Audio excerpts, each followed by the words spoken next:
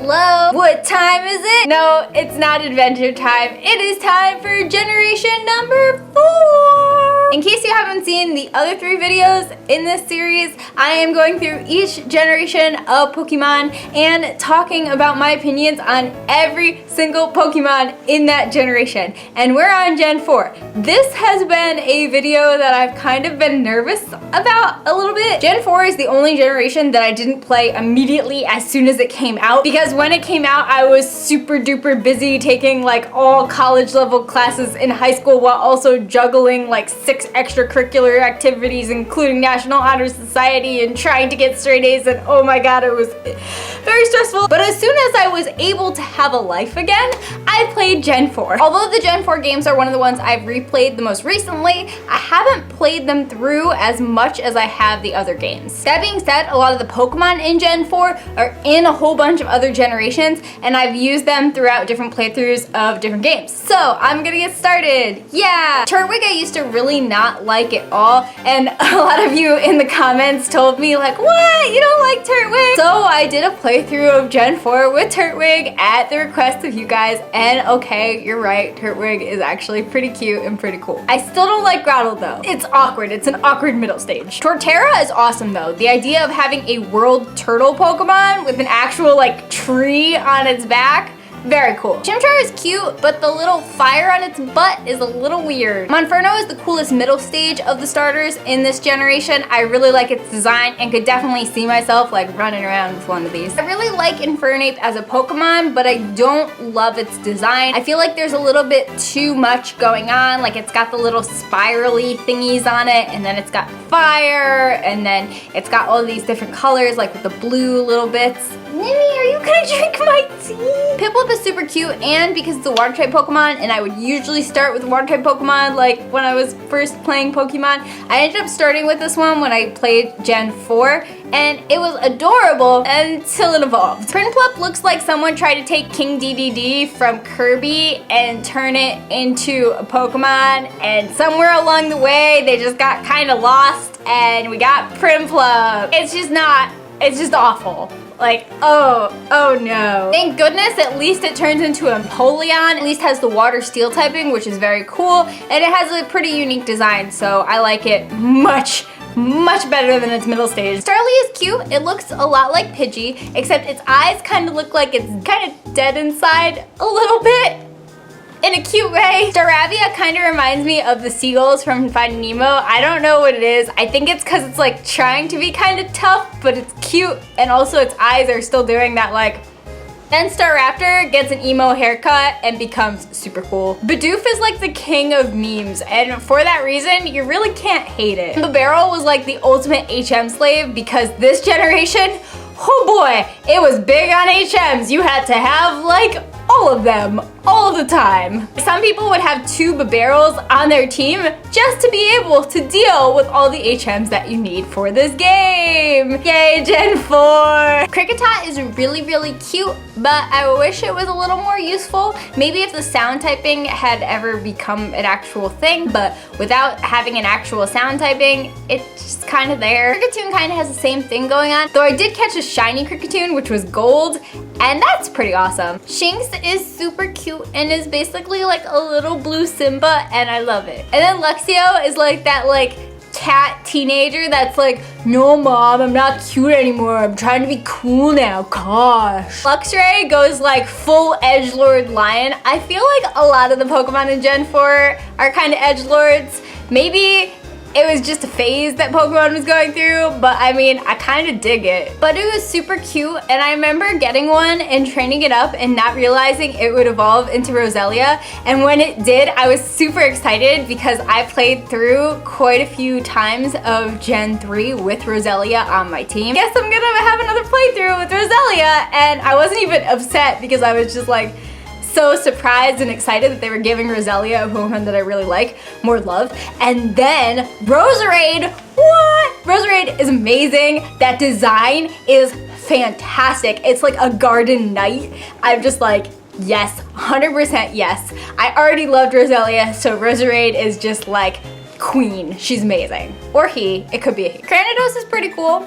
don't have much to say about it. I do really like its color scheme, and I think it's got a solid design. I like Rampardos' design as well. I think that the red eyes was a very good choice. Plus, it looks like something that you would not want to run into because it looks kind of scary in a good way. I don't know if you guys have seen The Land Before Time, but Shieldon always reminds me of Sarah from The Land Before Time, but in a like slightly less grumpy, adorable way. I get how Shieldon becomes Bastiodon, but I don't really like Bastiodon's design. I feel like Shieldon is so cute and then Bastiodon is just like no longer cute, but it definitely does look intimidating, so I'll give it that. Burmy.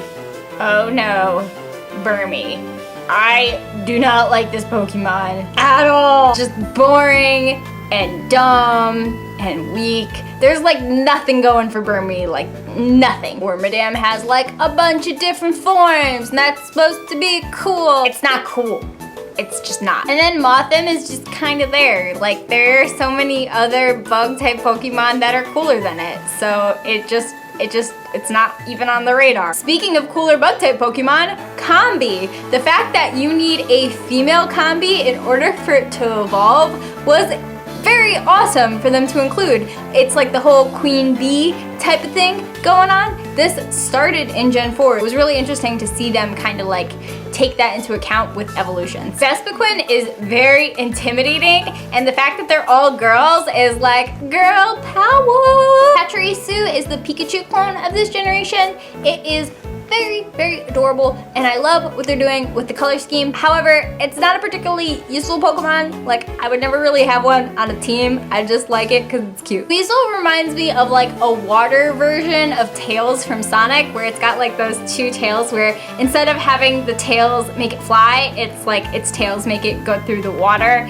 So I feel like it's not the most original design ever. I don't hate it, and I have had one on my team in the past. Also, I like a little bit less than Weasel because it gets some like weird markings, especially on its stomach, and I just don't understand why they added those. It's also pretty similar looking to Weasel, so I don't know, I don't feel like it's enough. Cherubi is adorable. Like, super, super cute. And Cherrim is definitely interesting. There aren't a lot of Pokemon in general that have forms depending on the weather. Like there's Castform and yeah, but Castform sucks. And Cherrim is actually at least interesting. I really like how it goes from like shy to like bubbly, and I don't know, there's just something about this Pokemon that's interesting that sets it apart from some of the other grass types. Shellos with its two different forms really should have been in Gen 3. It does not fit at all with the Gen 4 Pokédex, but they didn't want to do it because they had Mudkip and they had Barboach, but like really, take out Barboach and put this in because it's a lot more interesting, but guess we can't go back in time and do that, so we're stuck with it in Gen 4. Because it felt really out of place, I used to not like Gastrodon at all, but since then, I had to face a really strong Gastrodon, and I have some respect for that Pokemon now. I have extremely mixed feelings about Ambipom. I liked Apom a lot. I thought it was pretty cute. Ambipom? First of all, its hands just, they look kind of weirder now than they did when it was just one, and the little like a haircut gives me really bad flashbacks to middle school. Also, its nose being like a little triangle-y thing, I don't know, there's just a lot of awkward going on with this Pokemon. I really love the design and concept of Drifloon. Its Pokédex entry is super creepy, like guys, go check that out. And then Drifblim is actually a pretty decent Pokemon. I just haven't had one on my team in the past because typically they're pretty rare in the games, but yeah, I wanna do that. I should do that. Bunnyairy is adorable, and I would love to have one around just for it to be my friend because it's really cute. Lopunny though, let's just not evolve Bunnyairy. Lopunny's got this weird like demure thing going on that shouldn't be an animal person hybrid thing that happens. No, I don't like that. Mismagius though, yes. Mischievous, super cool. I always wanted for it to have an evolution because I was like, it's a good Pokemon. I wish that it could be a little bit stronger. And then Mismagius comes along like, wish granted. Murkrow had the same issue, and Honchkrow is very cool, but not quite as cool as Mismagius in my opinion. Lamia is one of my least favorite cat Pokemon. I feel like it takes the worst traits of the other cat Pokemon and combines them together. Scratch that. Oh, do you get the joke? Scratch that, because they're cats. No, but really Perugly. Oh no, no, no, no, no, no. Chingling is really, really cute and tiny, and it's good to see Chimecho getting some love, although I wish that it had an evolution because it's not very good. It's not very strong at all. Stunky, I really don't like. I think it's because it doesn't really have a chin that much, and it needs a chin. Then Skuntank is just awkward with its tail all the way over its back. I don't like it. Bronzor is just kind of boring. Bronzong is a little bit cooler, but compared to Metagross, because they have similar typings,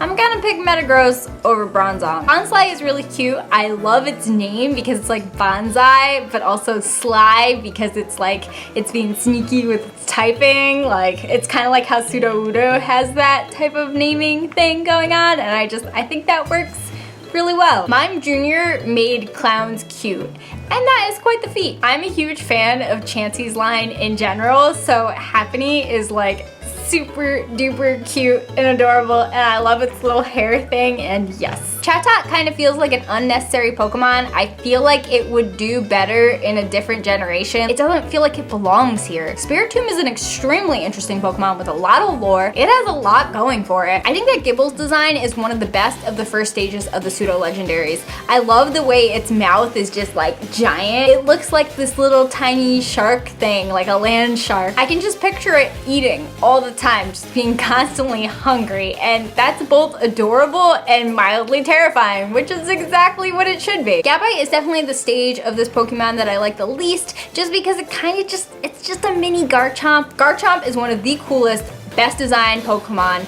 Extremely powerful. Its design is executed perfectly. It manages to have multiple colors and still look cohesive, which is not a thing that happens a lot of time in Pokemon. Like when they have too many colors, it tends to look all over the place, but this one doesn't do that. It's just kind of perfect. Its relationship with Tyranitar is really interesting and gives it this like fully fleshed out backstory, and it definitely lives up to that. It's strong. I have had this Pokemon on my team multiple times, and I have never been disappointed by it. Munchlax is adorable. Snorlax is a very well-loved Pokemon. In fact, for a lot of people, it's their favorite Pokemon. For me, it's definitely like up there as one of my favorites. So a baby version of that is just great. Also, Munchlax was revealed way before this generation actually came out, so it's kind of like that Pokemon that got everybody wondering about Gen 4 and what it would be like. Riolu is super cute, but also cool at the same time. Like it manages to take like, I'm a baby with I'm really tough, don't mess with me. Lucario is one of the most iconic Pokemon from Generation 4. I mean, Lucario is even in Smash Brothers. Like, this Pokemon is a big deal. Up until this point, fighting type Pokemon were physical attackers, period. We did not have a special attacking fighting Pokemon. Lucario was the first fighting Pokemon that utilized special attacks. It was basically like the Goku of Pokemon. I don't like Hippopotas's design. Its nostrils are just too big. I don't really love Hippowdon's design either, but I have mad respect for it because that Pokemon is tough. Scorpie is a solid Pokemon. There's not much going for it. I like it more now that I've seen it in Pokemon Go and it's had that more of like a 3D sprite, but there's just not that much there. I know some people really like Drapion, but it looks like its arms are coming out of its head, and that really weirds me out. I really like Croagunk. I think it's a great design. I think the poison fighting type is very unique and cool. Toxicroak, on the other hand, I feel like is a tiny bit over-designed. Like they added some weird things, especially the mustache, that I think looks silly and not appropriate because it's supposed to be tough. It's not supposed to be silly. I don't hate Carnivine, but I don't like what it represents. I feel like it was just kind of a replacement for Victory Bell, and you don't need to replace Victory Bell. Victory Bell's awesome as it is. Finneon is kind of a bland water type fish. Lumineon though is a little bit interesting. I don't really know that much about it, but I like its design a lot more than those fish Pokemon that they just kind of include in every generation that usually aren't very good. Mantike is cute, but I don't really know if it's necessary. I feel like Mantine was fine standing standing on its own. Snover is cute, but its typing is really bad. It gets totally wrecked by fire types, so I've never felt the desire to use one. Same thing with Abomasnow. I love the concept. I think it's really cool looking, but that typing just really lets it down. Weavile. I'm so happy that they gave Sneasel some love by giving it an evolution. Sneasel was a cool Pokemon, and I always felt like it should be stronger, and then they created Weavile, and I was like, yes, this is what I wanted. For Magnezone, I feel like they could have come up with a cooler design than what they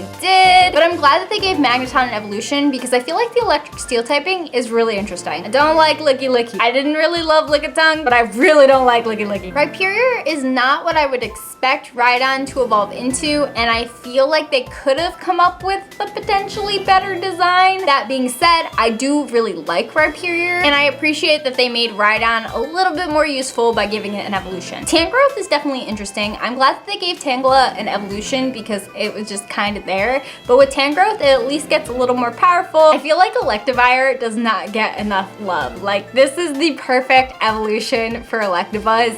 It looks cool, it looks tough. It might not actually be that tough, but it looks tough. I like Magmortar a lot too. I don't know if that's a popular opinion because I feel like I've heard mixed things about this Pokemon, but I think it looks really cool. It kind of reminds me of like an evil character that might be in Mega Man. When I first saw Togekiss, I felt like it was really unnecessary. I like Togetic as a little fairy thing, and I felt like Togekiss got kind of away from that fairy concept. So design-wise, I'm not the biggest fan of Togekiss. However, I feel like from like a stats and buffs kind of perspective, and I definitely want to train a competitive one of these. Yanmega's color design makes me think of Christmas, but it looks really scary and evil.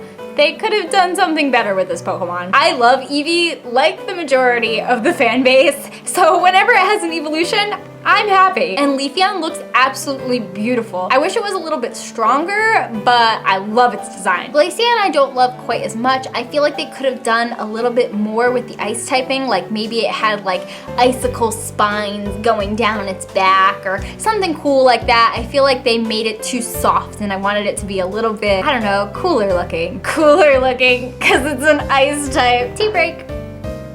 Gliscor is a Pokemon that I know a lot of people have a huge attachment to because of the anime, but I haven't actually watched the Gen 4 anime. I'm considering going back and watching old Pokemon episodes and doing like reacts to them. If that's something that you guys would be interested in, make sure you let me know in the comments below. I like Mamoswine. I think that the fact that it evolves in this region makes a lot of sense since Sinnoh is colder than the other regions. And I'm definitely partial to woolly mammoths. Maybe it's because of the movie Ice Age, but I just think they're really cool. I don't really like any of the Porygon lines, so it shouldn't be surprising that Porygon Z is not my favorite Pokemon. Gallade makes a lot of sense. I'm so glad that they added this Pokemon. I just wish that they'd added it in Gen 3 because I feel like they could have done a split gender evolution for routes if they had it earlier, and it just kind of, I don't know. I guess it's because they didn't think about it in Gen 3 and there were already Gardevoirs that were males, so they were like, can't do it now, too bad. I feel like it could have been a retcon, especially since there's like multiple universe theories in Pokemon, so who really cares? I didn't used to be a big fan of Probopass, but then I remembered those little toys with the magnets and the little iron flakes from when I was a kid where you could make the different hairs on their faces. And then I was like, okay, that's pretty funny, I like that. Duskull and Dusclops were already super creepy. Dusknoir, yes, so terrifying. Like, can you imagine you're just walking down the street and one of these like taps your shoulder or you see it behind you, just like, that would be terrifying. Frostlass is a Pokemon that I feel is kind of like Gallade, where I wish they came up with the evolution in Gen 2, where they had the split gender evolution, but obviously I don't think Gen 2 could have handled that. Like, that wasn't a thing in the code yet. Rotom is such an interesting Pokemon and such a good idea. There are so many practical uses for this Pokemon within the world that it just gives them a lot of opportunity to kind of play around with different ideas and different things, and like, this was such a smart Pokemon to create. Now we have to go into the legendaries. of Gen 4. And oh boy, are there a lot of legendaries in this generation. I feel like including this many legendaries was kind of a mistake. It seems kind of like they were pandering to the audience to be like, oh look, there's a cool new thing. Oh hey, there's a cool new thing. Uxie, Mesprit, and Azelf feel kind of like little mini Mews. I kind of wish that instead of making these 3 separate legendary Pokemon, that they actually made them like Mew holding different items, and it would become different forms depending on what item it was holding. I think that would have made it more interesting, and it would have prevented them from adding a ton of legendaries. Dialga is really cool. I like the idea of having a time legendary because time is such a powerful force. They definitely are like ramping up their legendaries from just like, oh, it's a man-made creation, to like, oh, these have created a couple different creatures, to these have shaped the continents, to time, space, everything that has been created. Power creep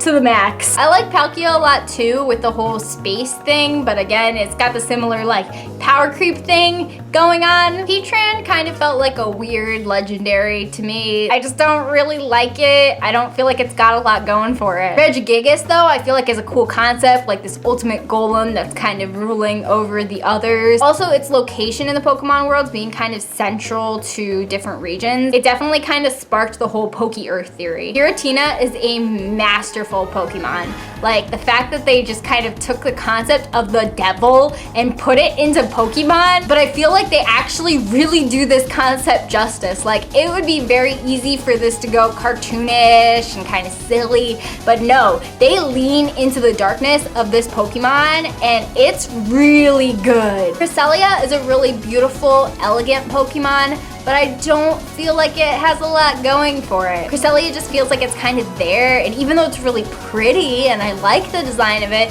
it doesn't feel like it has an importance. I'm gonna talk about these 2 out of order for very particular reasons. Manaphy, I'm okay with.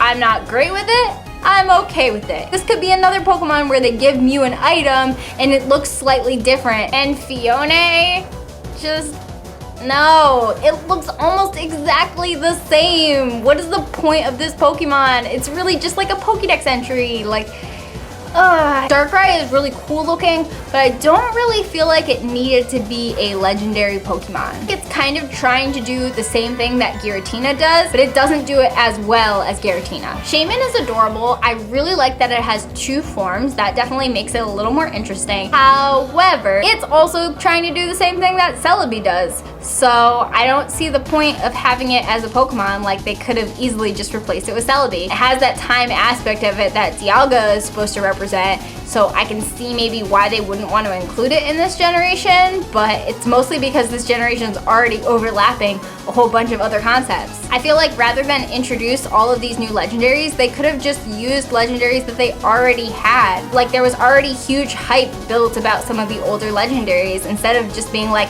we're gonna create a lot of legendaries, you guys. You really want these? Go get all of them. They're really cool, guys. Just check them out. They could have just been like, no, we already have some really good legendaries. We don't need to reinvent the wheel. That being said, the final Pokemon in Gen 4, the counter to Giratina, Arceus, the god Pokemon. Like, oh, this Pokemon is cool. And it creates like a whole backstory for the Pokemon world. This Pokemon has sparked so many Pokemon theories. This like otherworldly being, which just works so well. And that is all of the Pokemon in Gen 4. I think that overall, most of the Pokemon in Gen 4 I really, really like. Many of them have a bit of an emo side to them going on, but it's cool. I like that. Overall though, I think that they introduced too many legendaries in this generation, and that definitely created problems in future generations where they had to kind of one-up that. It also gave a lot of love to some Pokemon from previous generations by giving them pre-evolutions and evolutions. Next week, I'm gonna be looking at generation number 5. So if you haven't subscribed already, make sure you do that. If you wanna go see the previous generations, they are on my channel, so make sure you check those out. And of course, comment below your favorite Pokemon from generation number 4. Bye.